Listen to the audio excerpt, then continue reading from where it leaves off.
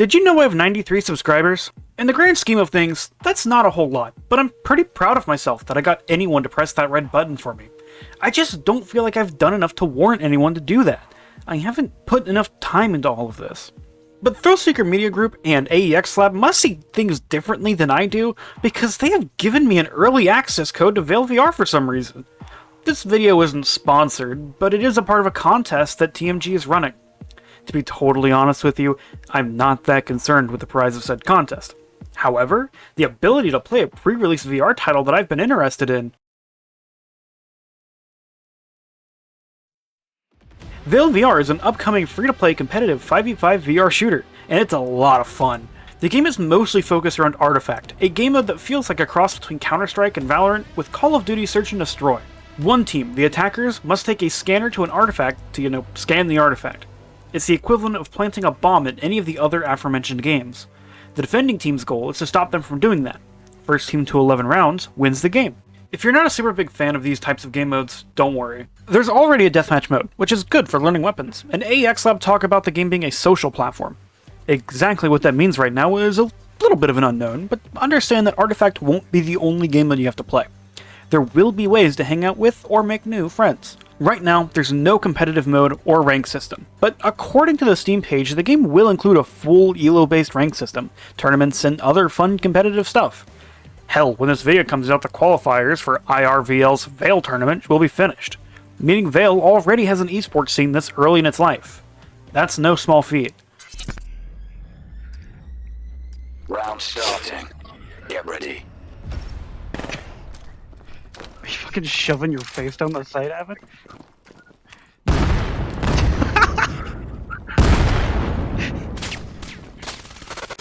For the rest of the video, I'll be referring to VAIL as being in an alpha state, but don't put too much thought into the whole alpha beta classification. In some areas of the Discord, the game is referred to as a beta, but the game itself on Steam and the updates listed under it call it an alpha. The specific classification doesn't matter in my opinion, so I'll just call it an alpha. There's a lot to love about VAIL in its current state. Especially for an alpha build, gunplay is phenomenal. Every gun has a unique feel with its own recoil, spray patterns, reload methods, and they are all just fun to shoot. I get the feeling this was an important area for AEX Lab to get right, being a competitive shooter, and they absolutely nailed it. Another area they perfected was controls. Especially if you've played other VR shooters, you'll figure out how to do everything almost instantly. You have force grabbing on objects that are just out of reach, your right stick can help crouch down so you don't have to bend over, and they have push to talk in VR. When enabled, pushing in the left stick acts as your push to talk, so not everyone has to hear your every breath, which is just awesome. If you're wondering how sprint works, instead of pressing a button, all you have to do is lower your gun. It's simple, intuitive, and frees up the left stick for push to talk. Just amazing all around. And the controls are customizable thanks to the fantastic settings menu. Most alphas I've played have had half-baked settings menus with limited options, but not here. AEX Lab has really outdone themselves with the amount of options available to the player, and I couldn't be happier with the menu system overall. Absolutely fantastic. I also want to shout out the ability to sit in the shooting range with friends. Now, I don't have any friends, much less friends who have access to VAIL, but I think that's just awesome. That's a feature I would love to have in other games like Valorant, the ability to just practice or hang out with friends before and between games. Like, holy fuck! Holy shit! Oh! Holy shit, he's long! Ah! Hold up! I got it, boys! I'm defusing the fucking bomb! Ah! Oh my god! I got it, boys!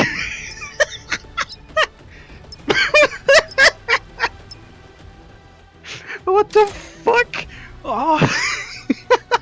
Even though VAIL has a lot going for it, the game is still an alpha, or beta, or early access, or whatever you want to call it. The game isn't out yet, it's not polished, and it's not perfect.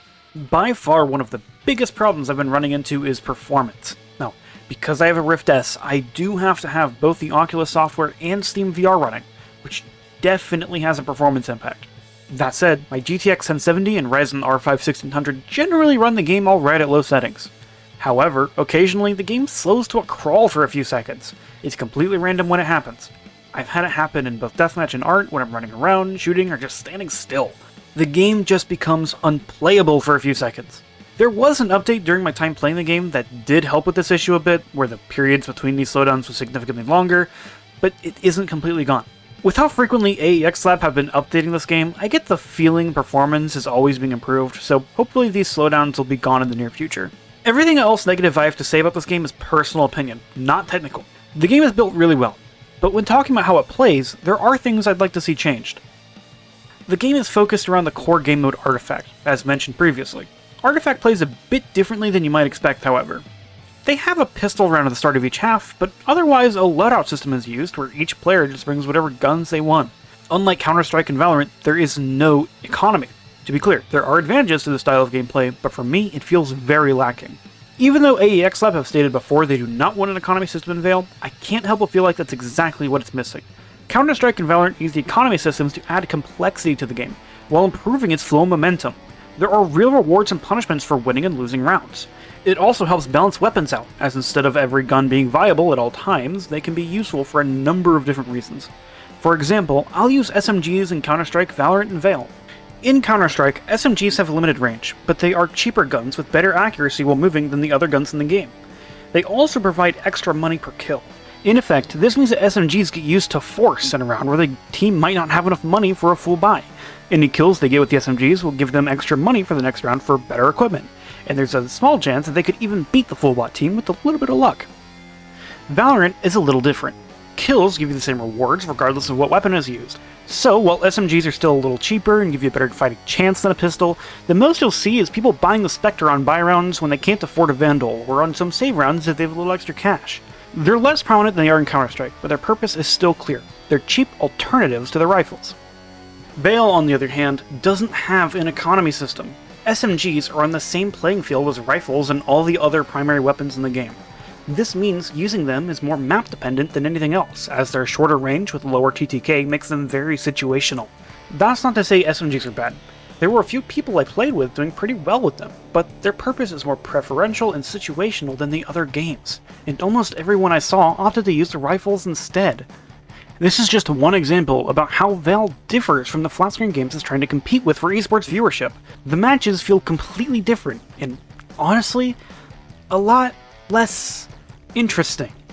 You don't have those tense force rounds where a team risks it all to destroy the economy of your team. You don't have to try and plan around what the other team might have. It feels kind of bland, uninteresting. Like an entire aspect of the game is just missing. VAIL isn't as fast-paced as Call of Duty, nor as tactical as Siege. These games get away with having no economies because the games are built around that ideology. Siege uses operators and limits weapon selection, balancing weapons around which operator has what relative to their gadgets. Call of Duty is a more fast-paced game where Search and Destroy is not the main game mode, and not the only focus for their esports. Unless VAIL is trying to make domination and King of the Hill matches a primary goal, I can't see how Artifact in its current state could be deep enough to work as the competitive game mode. That, however, is just my opinion. An economy system is not the only way to add depth to art, and AEX Lab have already made clear this game will not feature an economy. I do hope, however, that something is added to mix up the rounds a bit more, making them feel less samey and adding a lot more tension to each round. That's tough. They see you, they just drop their gun and they already have it. So that's where the really negative feedback about VAIL ends. Everything else here is kind of more just personal opinion of things I'd like to see, but the systems that are in place aren't necessarily bad or exist. So I want to talk about grenades specifically. There are 3 types of grenades in this game: frag grenades, smoke grenades, and flashbangs. Totally fine, good selection of weaponry, right? The thing I am a little iffy about on grenades are the wrist placements and throwing them. So the wrist placements work fine here in an environment where I'm not doing anything, but if I'm holding a gun, right, and if it's like I'm holding onto my gun still, I'm grabbing a grenade. I have had it before where I accidentally grab the gun instead. And so the wrist placement and all that, it's usually fine, but I've had issues with it before. But what I really don't care for with grenades myself is throwing them. I'm an inconsistent person, and throwing consistent smokes, it's not for me. Like, for example, I want to throw a smoke grenade at that, if I can't point out with a gun, that middle target over there I just shot at it. I want to throw this smoke grenade at that. Now, when you throw smokes, you can see... Whoops, I just grabbed that. Fuck you. You see, there's a lot of velocity boosts applied to the grenades. Which means it takes a bit of learning exactly where to throw them. I didn't quite reach as far as I wanted to. I'm not a consistent person. I can't throw the same smoke grenade twice. And in VR, it's kind of ridiculous to think that you could. It's not the same as flat screen games where you literally fucking pixel line up your smoke grenades, have auto scripts running to throw your smokes. You know, like, on one hand, I'm happy this game doesn't have that. It's a VR game, but I feel like there is a more consistent way of using your smoke grenades and other grenades like it. Like I just said, I did not mean to throw it that far to the right. And my suggestion would be take a play out of Apex Legends book and things like that, where you would have a wrist-mounted grenade launcher. So that instead of actually grabbing the grenade and throwing it, instead you would maybe press a button or something. I'm not entirely sure how mechanically it could work, because it feels like they've used every control method they have. But maybe they can find something where they can... You prime the grenade by like pressing in something with nothing in your hand, and a sort of prediction path will show exactly where you want it to go. You press a button and it would just shoot off and go wherever you were pointing it to.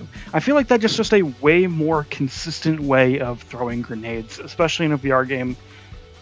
I understand though why that would probably be kind of hard. Again, I don't know how you would do it from a control perspective. Like, I have a Rift S, I have two face buttons, a thumbstick that you can press in, a grip, and a trigger. Like, every single one of those is already being used. To be fair, if you don't have anything in your hand, maybe if you grip to like show the path and then trigger to shoot it, maybe? I'm not sure. That would be a question for AX Labs. Damn it, fuck you. I just know that for me, throwing grenades... I need to get better at it. It's one of those things where I already know that I'm not, like, particularly good at it. That was actually pretty good. So, I mean, it's not something that has to change. It's just something I think would be kind of cool.